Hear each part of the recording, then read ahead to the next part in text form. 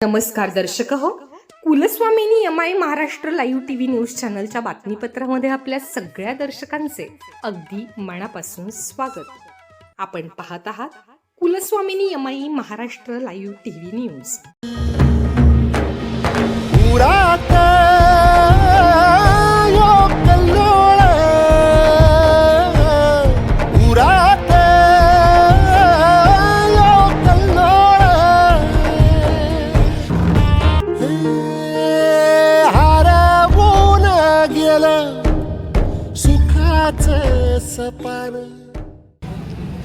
पूर्व पट्ट्यातील सर्व ग्रामस्थ बंधू भगिना, मतदार बंधू भगिना, माझी नम्र विनंती राहणार आहे. पूर्व पट्ट्याच्या विकासाकरता दादाने प्रचंड मोठं योगदान दिलेले आहे.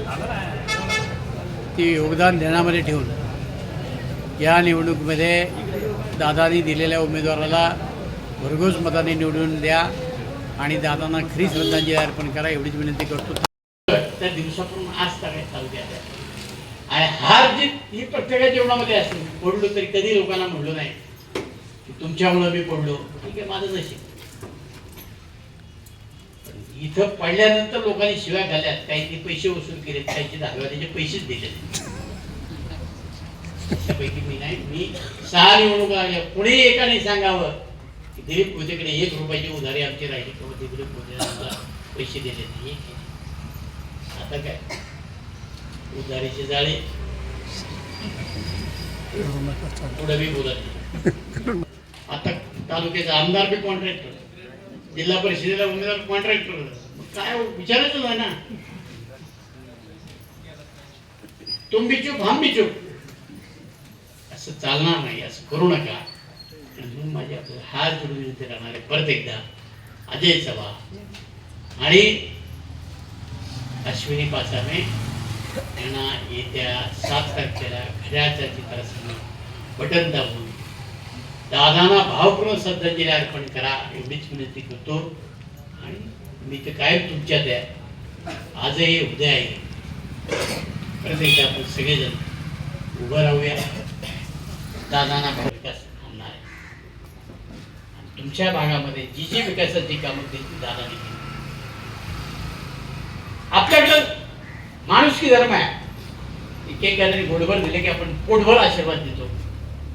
दादाने आपल्याकरता पोटभर दिलं, पूल दिले, रस्ते दिले, आपला गडबडीचा प्रश्न सोडवला.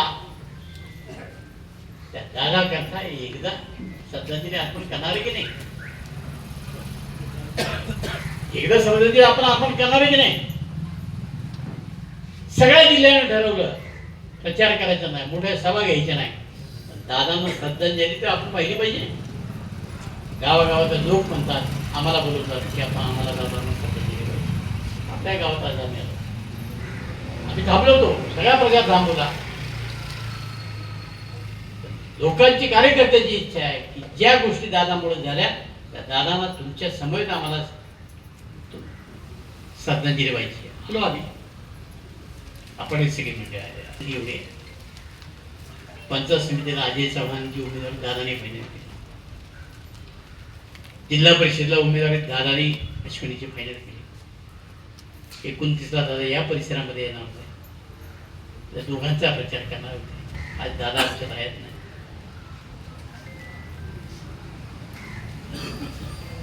हे तरुण आहेत दोघं,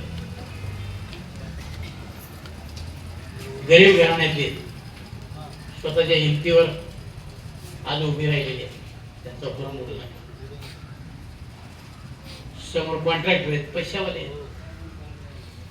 ठीक आहे, आम्हाला त्याच्याबद्दल काही बोलायचं नाही. लोकशाहीवर प्रत्येकाला अधिकार आहे निवडणूक उभारायचा. आपला हक्काचा माणूस त्या ठिकाणी गेला तर आपल्याला विकासाची खरंच सांगता येणार आहे. जानेवारीला दादा आमच्याकडे आले होते आणि दादा काय आहेत हे आम्हाला समजायला संधी मिळाली. दादांनी 7 ते 8 मिनिटं आमच्या नवरा बायकोवरती भाषण केलं आणि त्याच्यावरती आमच्या मुलांना आम्ही कसं घडवतोय हे सांगितलं. आज मी सकाळी तेच भाषण ऐकत होते. आणि अण्णा खरं सांगायचं म्हटलं तर तुमच्याकडनं मला अजितदादा समजले आणि अजितदादा समजायला ज्या दिवशी मुलाखतीला बोलवलं, मुलाखतीच्या माध्यमातून मला ही गोष्ट समजली की दादांना फक्त काम करणारी माणसं हवी आहेत. आणि दादांनी मला एकच प्रश्न विचारला, कशाला उमेदवारी हवी आहे तुला जिल्हा परिषदची? तर मी दादांना सांगितलं, माझ्या वापगाव रेटवडी गटामध्ये जेवढे प्रश्न आहेत ते मला तुमच्यापर्यंत पोहोचवायचे आहेत, म्हणून मला तुम्ही ही उमेदवारी द्यावी. दादांनी माझ्या आढावाचं पूर्ण पुस्तक पलटून पाहिलं. 80 पानं होती. दादा कमीत कमी 15 मिनिटं ते पुस्तक वाचत होते. आणि अण्णांनी त्यांना सांगितलं, तू मी ओळखलं का दादा? म्हटलं हो, सप्तरंगाची मी उद्घाटनाला आलेलो. म्हणजे ह्या छोट्या छोट्या गोष्टी दादांच्या मनात असायच्या. आणि त्याच माध्यमातून दादांनी आम्हाला मुलाखतीत सगळे, अजय भाऊ असतील, मी असेल, आम्हाला सगळे प्रश्न विचारले. आणि हे सगळे प्रश्न अजितदादांनी मुलाखतीत विचारलेत, म्हणजे निवडूनच देण्यासाठी निवडलेले आहेत. आणि असे उमेदवार द्या की काम करतील, असा अण्णांनाही तिथं प्रश्न झाला. निश्चित मला जी उमेदवारी दिली, खरं सांगायला झालं तर मला ना दादांच्या बद्दल बोलायचं झालं तर खूप आम्हाला व्यक्त व्हायचंय, पण आम्हाला एवढी मोठी जबाबदारी दिलेली आहे म्हणून आम्हाला ते व्यक्त होता येत नाहीये. पण निश्चित आम्ही दादांनी दिलेले, आज दादांच्या फोटोकडे समोरून सांगते, अण्णा आपण आमच्यावर विश्वास टाकलाय आणि या मायबाप जनतेची सेवा आम्ही ती तेवढीच प्रामाणिकपणे करू असा शब्द देते. आणि हीच आदरांजली असेल.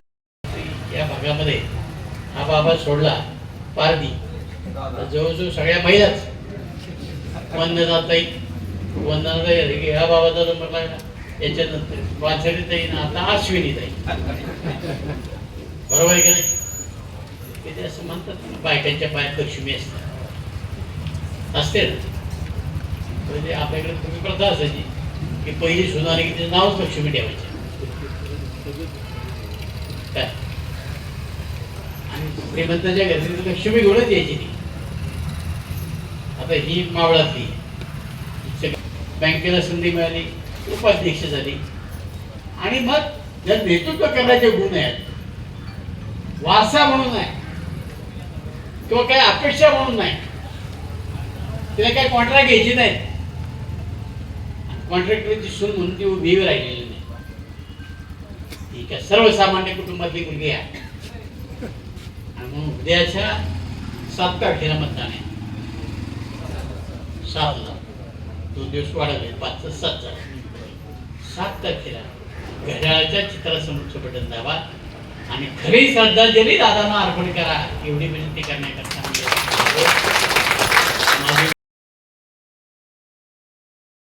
चालू घडामोडींचे अपडेट्स जाणून घेण्यासाठी आपल्या कुलस्वामिनी अमाई महाराष्ट्र लाईव्ह टीव्ही न्यूज चॅनलला जरूर सबस्क्राईब करा, लाईक करा, शेअर करा व कमेंट देखील करा. बेल आयकॉनवर प्रेस करा व नोटिफिकेशन्स मिळवा.